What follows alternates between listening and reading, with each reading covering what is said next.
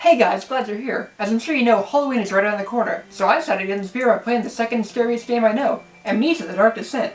See, this all started back when I was a sophomore. Well, that's odd. Well, I guess I'll just turn my computer back on.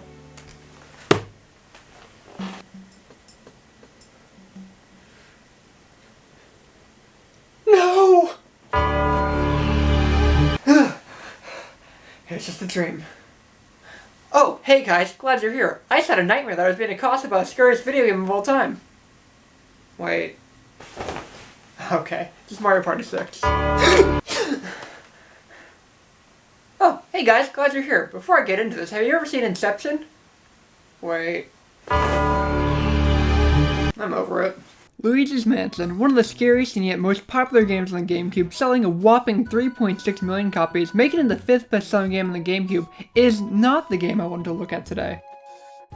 I wanted to do the sequel, Luigi's Mansion Dark Moon, since I never actually played it, or Luigi's Mansion 3DS, or even my other copy of Luigi's Mansion 3DS, but I don't have the technology to make that work, so we're stuck with the source of my first heart attack instead, leaving we play alone and brokenhearted. And we're gonna turn off the lights to play video games in the dark, just like Nintendo wanted and just like my grandma warned me against. So let's get started. I already have 911 ready for when I need an ambulance. Nintendo.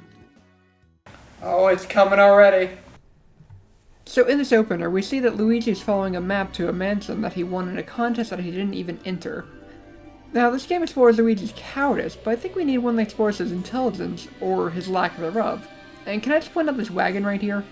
I want some backstory on why it's like this. How long was it here? Did the ghost do this? Completely ignoring this mystery, Luigi walks to the mansion after a few moments of exploration and locked door investigating. He sees a floating key.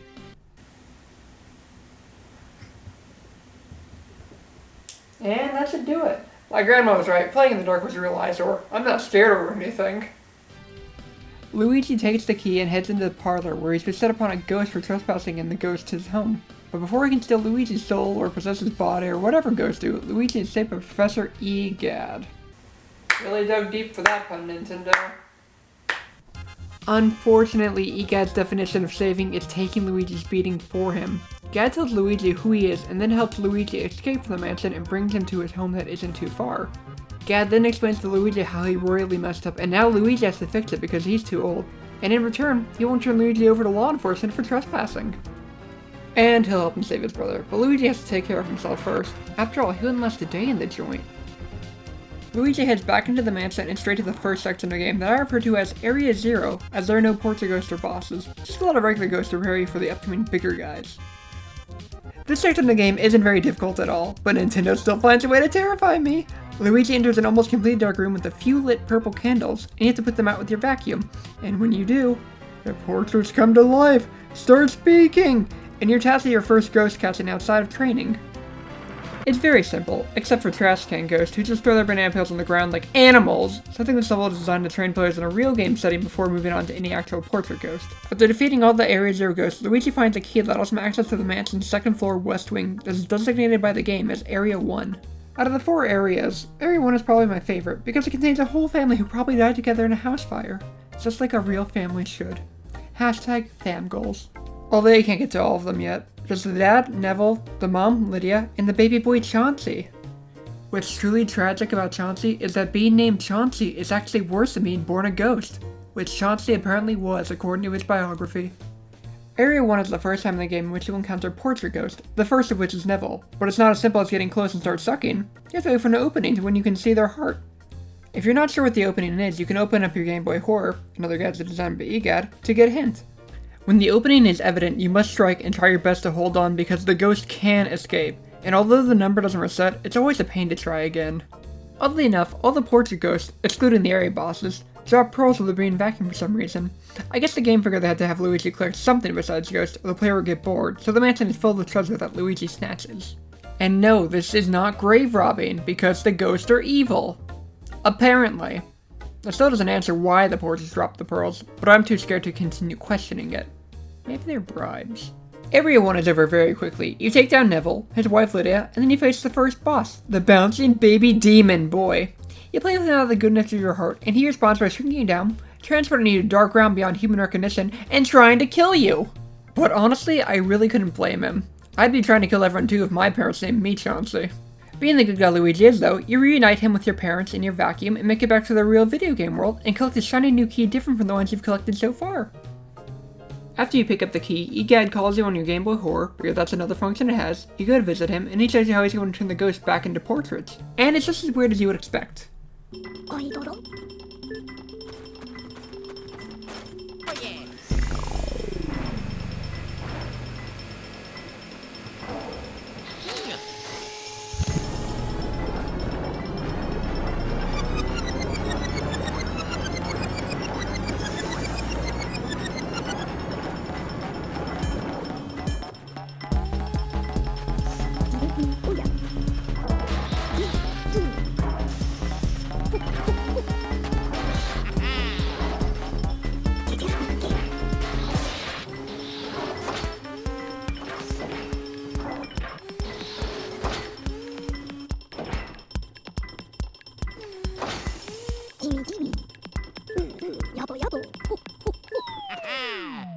After that, the game gives you a little rundown of the ghosts you've captured and how much cash you've collected so far, as they do at the end of each area. And then it sends you right back out again, and this is where the game amps it up in difficulty. Well, difficult for an early 2000s Nintendo game anyway. You press this new key and locks the main foyer door, which is great because it actually connects to the rest of the mansion, and isn't just pushed aside like Area 1. But you know, as I was reading the lines, I realized it's weird that a lot of these doors have locks on them. Like the whole family could be locked away, and that's probably how they died in a house fire to begin with. But I digress. The first portrait ghosts are some dances that don't matter, and are some of the most forgettable. Really, after writing my script, I forgot about them until I was going through it the last time looking for edits. The important thing is right past them. A small storage room at first glance, but by looking through your Game Boy Horror, you can see a button that expands the room.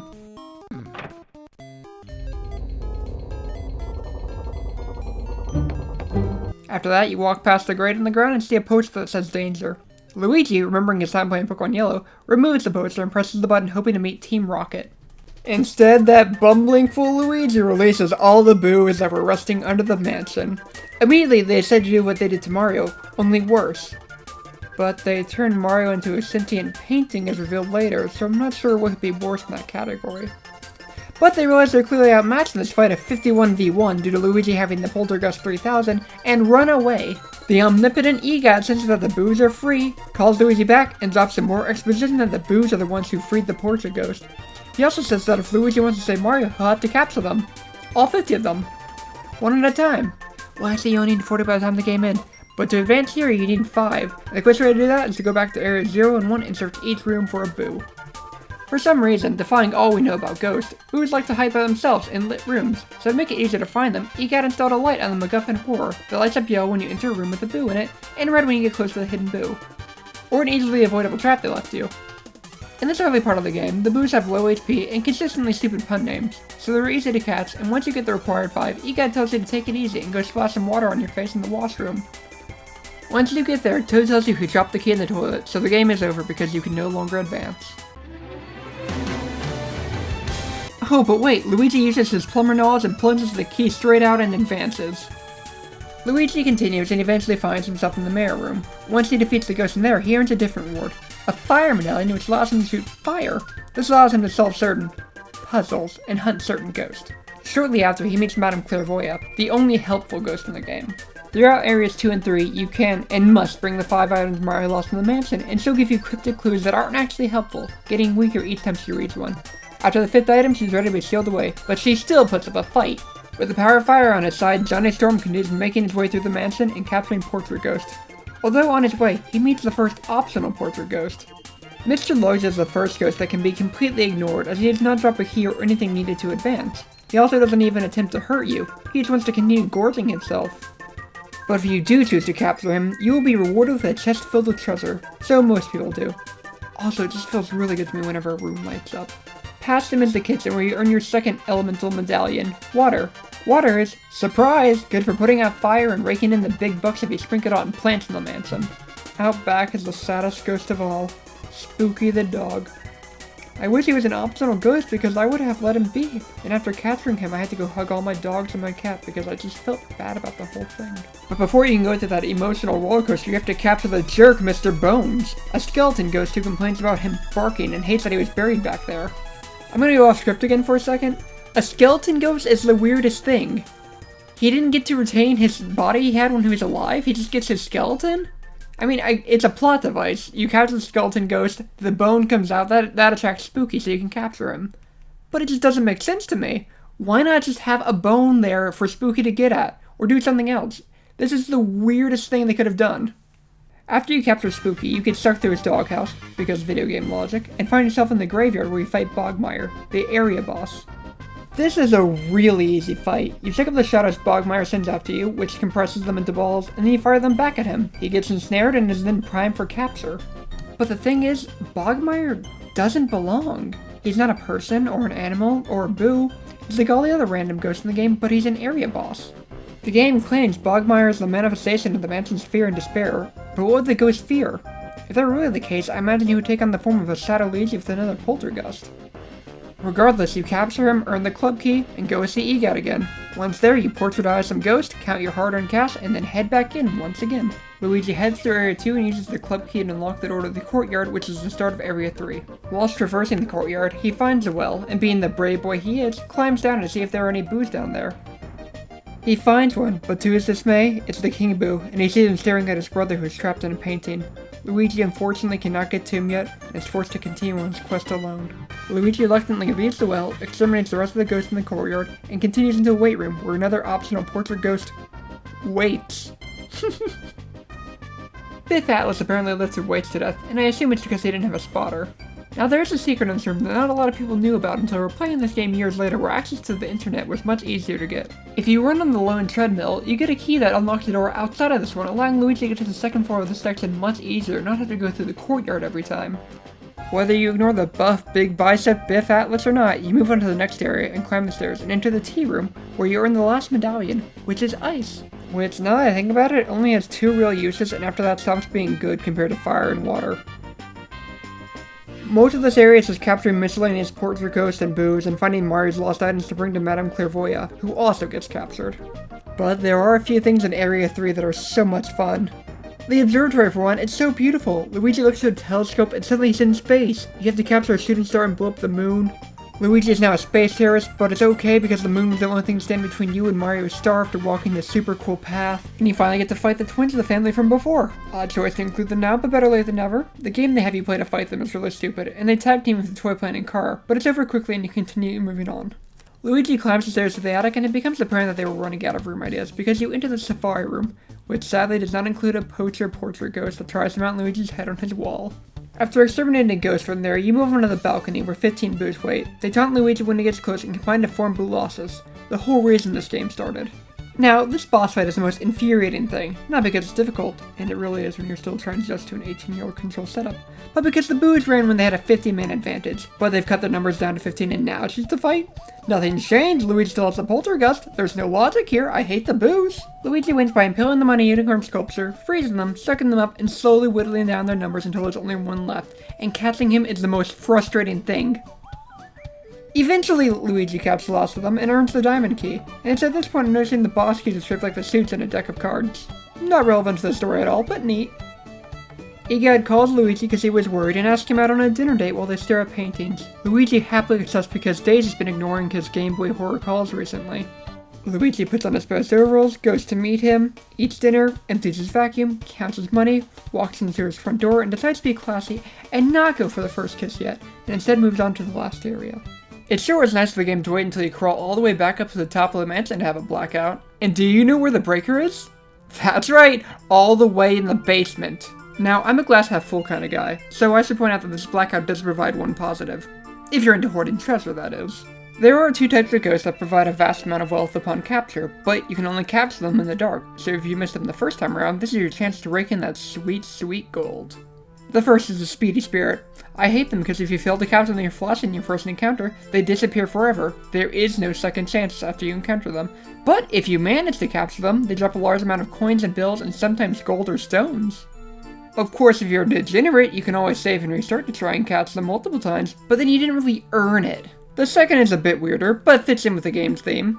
The gold mouse has 2 ways of appearing, but they're predetermined. Half of the gold mice are found just by walking into the right room and there's a 20% chance they'll spawn. The other half is found by using the Game Boy Whore to scan pieces of cheese hidden in locations that can only be seen by the Game Boy Whore in the first place, so you have to be very thorough to even see them. Or you can just use an online guide these days. The nice thing about them, though, is you don't have to reset if you failed to capture these guys. You just have to re-enter a room and you're fine. Strangely enough, if you compare them, the mice drop more, but the spirits are harder to catch. I guess Nintendo just really wanted kids to understand that if you have a mouse problem, you have to make sure to suck them up in a vacuum, otherwise they'll keep coming back. But enough side questing, back to the blackout. You can keep advancing without turning the lights back on, or you can dedicate your time to put the lights back on and guaranteeing another trip back up to the left side of the attic. If you do the former, you can head into the telephone room where you can answer a call from EGAT or Toad. This is when I learned landlines stay up even if the power goes out. You can't escape telemarketers. Beat the ghost in this room and head into the only room with a stupider theme than Safari. Clockwork Room is ridiculous, so it's in good company here. I imagine it was the hobby of a weird older relative who died, and the other residents felt bad throwing it away, so they just stored their stuff in the attic. In here you interact with the clocks to get the soldiers all wound up. This exposes their keys so you can suck those off and then take them down. I prefer the easy one at a time approach, but if you time it right, you can get 2 or even all 3 at once. Not that I ever did. They don't drop a key, but they do open a little elevator to the roof, right up, and you can show up just in time to be a sacrifice for the Shy Guy Ghost Cult. Little do they know, they don't stand a chance, and you can dispose of them like the ones before them and take the key to the armory.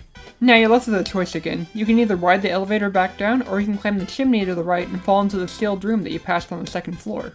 This is completely optional though, and the only reward is money, the key to sitting room, and in turn the ability to capture optional portrait ghost, Sue P. If you really want to go down there, I recommend after getting the key to the armory, take the elevator back down, head into the armory, grab the pipe key in that room, and since you love wasting time, go capture Jarvis too. He's in the room north of the armory. Then head into the sealed room. If you went into the left side of the attic immediately after the blackout, then the power will still be out, so you have to head back to Area 0 to find a new portrait ghost hanging out in the wardrobe room, because why should they bother to make new rooms this late in the game? Uncle Grimly only comes out when it's pitch dark, and with the blackout the mansion is now sufficiently spooky enough for him. He looks so sad that it's almost a shame to banish him to eternity of torture in a portrait. But banish him you do, and grab the key to the breaker room. You can now turn the lights back on, but who really cares at this point? The game is 90% over, and the only place left to go is the basement, some optional rooms as you skipped them before, and one inexplicably locked room in the attic. Apparently when you turn the lights on you capture the breaker switch ghost because that chest appears when the lights come on, and you can use that to get into the rest of the basement. The game continues this lovely formula of enter room, solve puzzle, get key, enter new room, fight portrait ghost, get key to new room. There was a surprising twist though. This time the key makes you go up to the attic. Again! Slapping at least another 2 minutes under this bad boy. When you get back into the attic, you meet Vincent Van Gogh, who explains he painted all the minor ghosts, and at this point I can only assume Nintendo was like, guys, how do we explain the ghosts that aren't portrait ghosts? They shouldn't exist, right? Well, they could just be manifestations of the Boo's power. I've got it. We'll add an artist who painted them. Like, why? I was already sold on the concept. I got this far, didn't I? You didn't need to shoehorn a different explanation in. Boo's created the mansion. Why wouldn't they be able to stock it with ghosts? But no, this makes way more sense. The battle begins and he sends wave after wave of increasingly difficult ghosts to beat at you. And while it would have been difficult a little earlier, it's a cakewalk now. We spent the last 8 hours becoming a seasoned ghost catcher. These guys are nothing. After that, well, you know what you gotta do to old Gore. Fun fact though, Gore lived 22 years longer than Van Gogh. I guess they wanted to make him look old, but not make him look like the guy you're obviously parodying.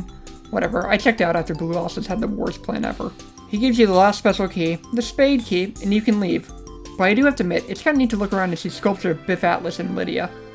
And nobody else. With nothing left to do, except maybe catching the other optional ghosts like Slim Bank Shop, the only optional ghost I haven't mentioned yet.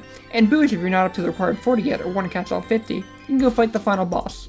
King Boo awaits Luigi in the secret altar in the basement, so lucky you get to go down all those stairs again.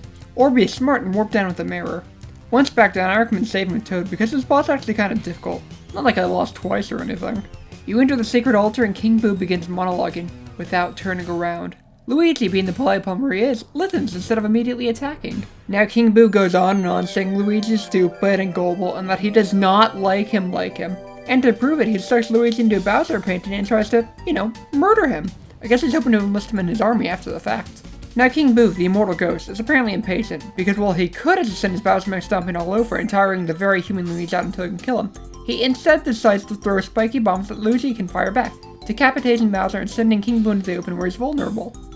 Luigi can then commence his assault on King Boo, but while he does, the Bowser fires ice balls instead of fire.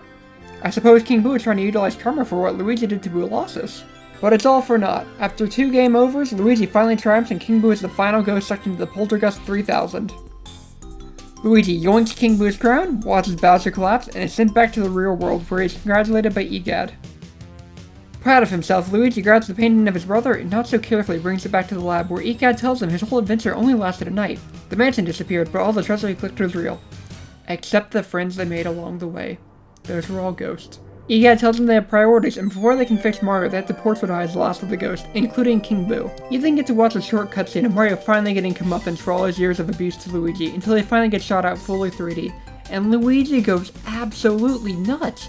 He completely loses his marbles, and it's rather unnerving.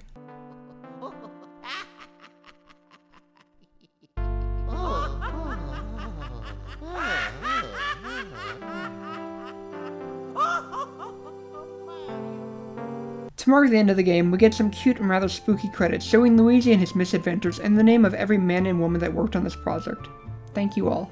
If you stick around until the end of the credits, Egad uses the money Luigi found in the mansion to build him a new house, and I got rank B, which isn't too shabby. The B stands for Blue Cat. Or Ben, one or the other. After that, you can load your save file, check out a full gallery of ghosts, and 1 photo of your house. Or you can restart your journey in the mansion, or the hidden mansion. It's like the regular mansion, but your poltergust is more powerful, enemies put up more of a fight, stronger enemies appear sooner, and there's a lot more money to be found. Oh, and a star appears at the bottom right hand corner. I didn't bother going through it though. I don't think my heart could take it. And that's Luigi's mansion. It's weird, I didn't get nearly as scared as I used to. And in fact, as I progressed, I felt braver. Kind of like Luigi. But man, I sure am tired.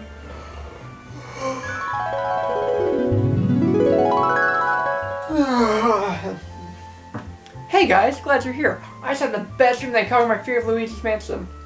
And you know what? I think I'm cured. This is only a video game after all, and I can sleep soundly next to this game instead of keeping it locked away in my safe. If I can get through Luigi's mansion, I can get through anything. Well, time to get started with my day.